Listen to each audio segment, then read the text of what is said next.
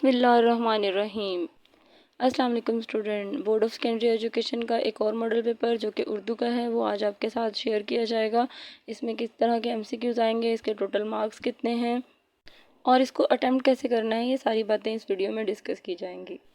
Model paper کا first part جو کہ حصہ الف ہے وہ کثیر الانتخابی سوالات پر مشتمل ہے۔ اس کے اندر کس طرح کے MCQs آئیں گے، کہاں سے MCQs آئیں گے، یہ چیزیں ڈسکس کرتے ہیں۔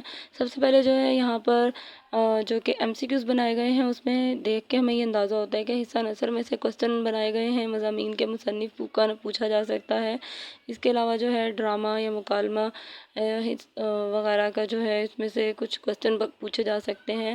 حصہ نظم میں سے نظم کا کوئی شعر دے کر اس کے شاعر یا اس کے مصنف کے بارے میں پوچھا جا سکتا ہے، اور مضامین میں بھی جو کہانیاں دی گئی ہیں ان میں سے بھی ان کے رائٹرز کے بارے میں پوچھا جا سکتا ہے، اور یا پھر کوئی بھی مکالمہ یا کوئی لائن لکھ کر اس شعر یا مکالمہ کا مصنف پوچھا جا سکتا ہے کہ یہ کون سی کہانی سے لیا گیا ہے یا پھر اس کا مصنف کون ہے۔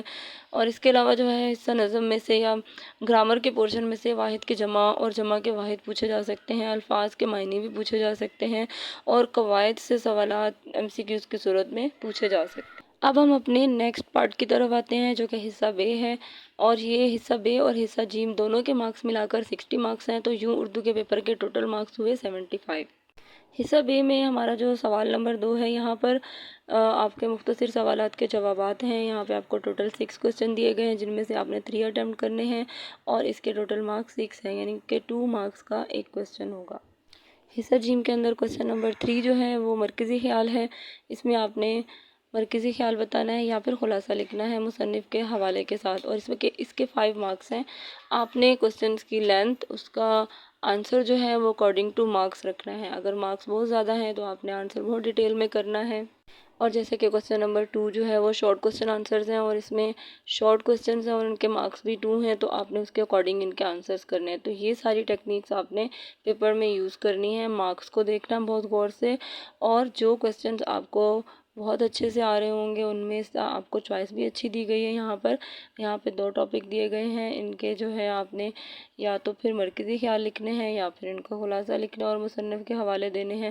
تو جس سبق کے بارے میں آپ زیادہ نو ہاؤ رکھتے ہوں گے اسی کو اٹیمپٹ کرنا ہے۔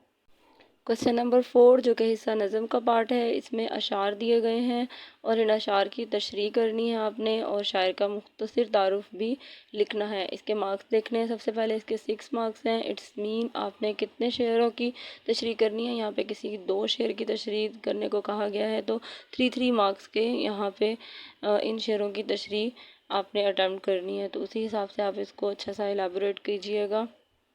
کوسچن نمبر 5 جو کہ حصہ گرامر میں سے ہے، ان میں آپ کو مطلع، مقطع، تشبیہ یا قافیہ، ان کی ڈیفینیشنز لکھنی ہیں، ان کی تعریفیں لکھنی ہیں، اور مثالیں بھی دیجیے گا۔ بالکل مثالوں سے جو ہے وہ کوسچن آنسر جو ہے وہ بہت خوبصورت بنتا ہے، اور ایک پراپر ایگزامینر کو پتہ چلتا ہے کہ اس بچے کو یہ کوسچن بہت اچھا سا آتا ہے۔ کوسچن نمبر 5 میں آپ کو مزید ایک چوائس دی گئی ہے جس میں جو ہے 2 اصناف اور ادب کی تعریف مختصر تحریر کرنی ہے آپ نے، تو یہ آپ کے پاس ایک اور چوائس آ گئی ہے، تو یہ بہت اچھی چوائس ہے۔ اس میں آپ نے ان کی تعریف لکھنی ہے، جیسے ناول کی دی گئی ہے، مضمون، نظم اور غزل، ان کی تعریفیں لکھنی ہیں آپ نے۔ کوسچن نمبر 6 جو کہ سوال نمبر 6 ہے اور اس کے مارکس ہیں 4۔ یہاں پر یہ گرامٹیکل ٹاپک ہے آپ کا، اس میں آپ نے کسی 2 کی تعریف لکھنی ہے، تو دونوں میں سے یعنی 4 آپ کو آپشن دیے گئے ہیں، جو آپ کو بہت اچھا آتا ہوگا آپ نے وہی اٹیمپٹ کرنا ہے۔ کوسچن نمبر 6 کو کیونکہ ہم دیکھ رہے ہیں کہ 3 پارٹس میں ڈیوائڈ کیا گیا ہے، الف پارٹ میں آپ نے کسی 2 کی تعریف کرنی ہے، اور اسی طرح بے میں جو ہے اس کے بے پارٹ میں درج ذیل میں سے 4 الفاظ محاورات اپنے جملوں میں استعمال کریں۔ یہاں پہ آپ کو 6 to 7 محاورات دیے گئے ہیں، ان میں سے آپ نے جو آپ کو بہت اچھی طریقے سے سمجھ آ رہے ہوں گے آپ نے انہی کو اٹیمپٹ کرنا ہے، ان کے معنی کو سمجھتے ہوئے جملے بنانے ہیں۔ اور جیم پارٹ میں ہمیں الفاظ کے مترادف لکھنے ہیں، مترادف سیم میننگ ہوتے ہیں، تو انہی ورڈز کے جو ادر سیم میننگ ہیں وہ آپ نے لکھنے ہیں۔ اب ہم اردو کے ماڈل پیپر کے حصہ جیم کی طرف بڑھتے ہیں۔ یہ ماڈل پیپر جو ہے آپ کے بورڈ کے پیٹرن کے اکارڈنگ ہے بالکل، اور اس میں ہم نے حصہ بے میں دیکھا تھا کہ 35 مارکس تھے، حصہ بے اور جیم کے ٹوٹل مارکس 60 بن رہے تھے۔ اسی طرح جو ہے حصہ جیم کے مارکس 25 ہیں۔ آپ نے یہاں پہ آپ کو यहाँ पे सबक में से एक टॉپक दिया गया है, यहाँ पे पैराग्राफ दिया गया है। आपने सबसे पहले इस पैराग्राफ को अंडरस्टैंड करना है, रीड करना है, और फिर आपको माइंड में स्टोरी आ जाएगी कि ये किस चैप्टर से लिया गया है। और उसके बाद जो है आपने इस इबारत की तशरीह और इसलिए बामुहावरा जो है आपने इसको बयां करना है। इसके साथ आपको सेकंड जो ऑप्शन दिया गया है वो सियाको सबाक के हवालों से मुद्दरज झेल में से किसी दो जुमलों की तशरीह करनी है। यहाँ पे आपको जुमले दिए गए हैं, आपने इनको समझना है और इनके असल मायने को और इनके मतन को समझते हुए इनकी तशरीह करनी है।